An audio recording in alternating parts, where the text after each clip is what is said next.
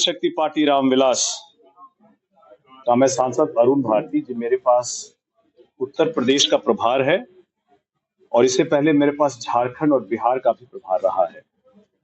अपने प्रभार के दौरान मैंने झारखंड में अपनी पार्टी की तरफ से एनडीए गठबंधन में एक सीट लेकर के एक सीट को जिताने का हम लोगों ने काम किया।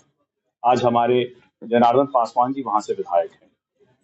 इसी तरह से पिछले साल की शुरुआत में मुझे बिहार का प्रभार दिया गया था, जहां पर हम लोगों ने आने वाले बिहार के चुनावों की तैयारी की। उस तैयारी में क्या रणनीतियां, क्या नीतियां, क्या कार्यक्रम होंगे, इसकी एक गहन समीक्षा हर जिलेवार हुई और उसके बाद से कार्यक्रम तय किए गए। इनमें सबसे बड़ा जो सफल कार्यक्रम रहा हम लोगों का नव संकल्प महासभा, जो लगभग हर प्रमंडल में हुआ, जहां पर बड़ी संख्या में आकर के लोगों ने हमारी पार्टी को आशीर्वाद दिया। वहां पर बिहार विधानसभा चुनाव में 29 सीटें एनडीए गठबंधन में हम लोगों ने लिया और आज हम 19 सीटों पर जीतकर हमारे 19 विधायक हैं, जो मजबूती से पार्टी के पक्ष को, समाज के पक्ष को मजबूती से बिहार विधानसभा के पटल पर रखते हैं। उत्तर प्रदेश के प्रभार में इन्हीं कार्यक्रमों की शुरुआत हम लोगों ने चंदौली जनपद से की है। यहाँ संगठन की समीक्षा, संगठन का विस्तार, सदस्यता अभियान और आने वाले समय में क्या कार्यक्रम, क्या रणनीतियां होंगी, कौन से बड़े कार्यक्रम होंगे, चुनाव में हमारी क्या भूमिका होगी, इसी पर विस्तार से चर्चा हुई। मैं आपको इस बात का एक अभी से ही आश्वस्त कर देता हूं कि उत्तर प्रदेश में आने वाले विधानसभा के चुनाव में लोक जनशक्ति पार्टी रामविलास मजबूती से अपनी उपस्थिति को दर्ज करेगी। आपको संगठन से ये मिला है आश्वासन की यूपी में आपको सीट दी है? अभी तो इसके लिए बहुत समय है, अभी तो चुनाव अनाउंस भी नहीं हुए हैं। हर पार्टी अपने संगठन की समीक्षा लगातार करती है। उत्तर प्रदेश में क्योंकि बिहार के चुनाव अभी संपन्न हो चुके हैं, संसद भी अभी जो चल रहा था वो बंद हुआ है, इसलिए अब संगठन के और खास करके यहाँ पर जितने भी अपने लोग हैं सभी से बात करके इस बात का सुनिश्चित करना कि कैसे हम संगठन को विस्तार दें, सदस्यता को विस्तार दें और हम उस मजबूत स्थिति में पहुंचे जहां उत्तर प्रदेश में भी लोक जनशक्ति पार्टी रामविलास मजबूती से चुनाव लड़ेगी और अगर भविष्य में संभव हुआ तो एनडीए गठबंधन को मजबूत करेगी। चंदौली जिला का चुनाव करना अभियान की शुरुआत का क्या कुछ विशेष कारण था? चुनाव अभियान नहीं, ये समीक्षा थी, जहां से आने वाले समय में पार्टी की क्या गतिविधियां होंगी, पार्टी की क्या रणनीतियां होंगी, कैसे संगठन को विस्तार दिया जाएगा, सदस्यता को विस्तार दिया जाएगा, क्या कार्यक्रम तय होंगे पूरे आने वाले एक साल में, इसके बारे में विस्तृत चर्चा की गई और इन चर्चाओं को अंतिम रूप देने के लिए हम लोग दिल्ली में बैठ करके जो भी प्रदेश के बड़े पदाधिकारी हैं उनके साथ तय करेंगे। बिहार में मुख्यमंत्री कौन बनना है?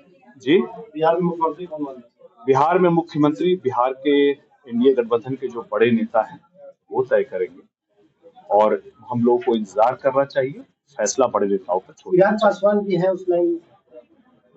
देखिए, कार्यकर्ता के तौर पर मैं चाहता हूं कि चिराग पासवान जी बिहार का मुख्यमंत्री बने, लेकिन मेरे चाहने से कुछ नहीं होता है।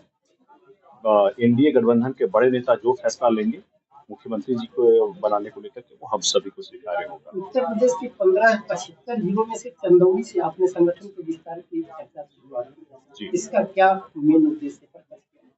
बड़ा आसान है, क्योंकि ये बिहार से लगा हुआ जिला है और जो कोई भी आदमी शुभ कार्य शुरू करता है पड़ोस से ही शुरू करता है। यहाँ जातिगत जो आंकड़े हैं उसी पर चुनाव होता है विधानसभा में।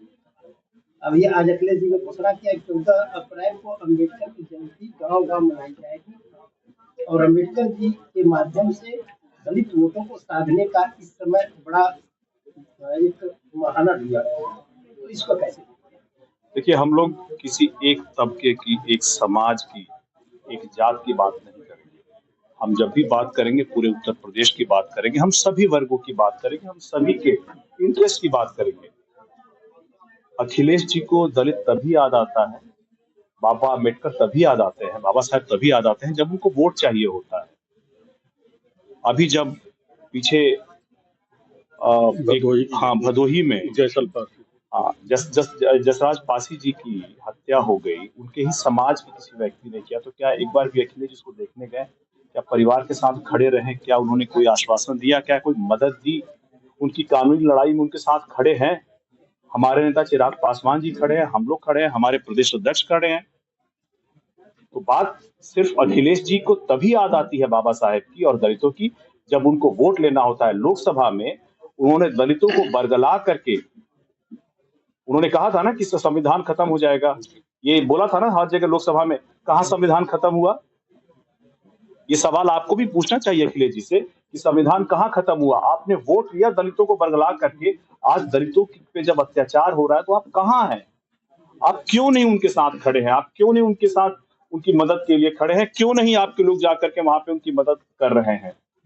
जसराज सरोज जी आज भी न्याय के लिए लड़ रहे हैं, उनका परिवार लड़ रहा है, हम लोग साथ खड़े हैं। और जब तक उनके परिवार को न्याय नहीं मिलेगा, हम उनके साथ खड़े हैं और इस लड़ाई को अंतिम रूप तक ले जाएंगे। दलित तो वोट बैंक जो है वो माना जाता है कि मायावती जी के साथ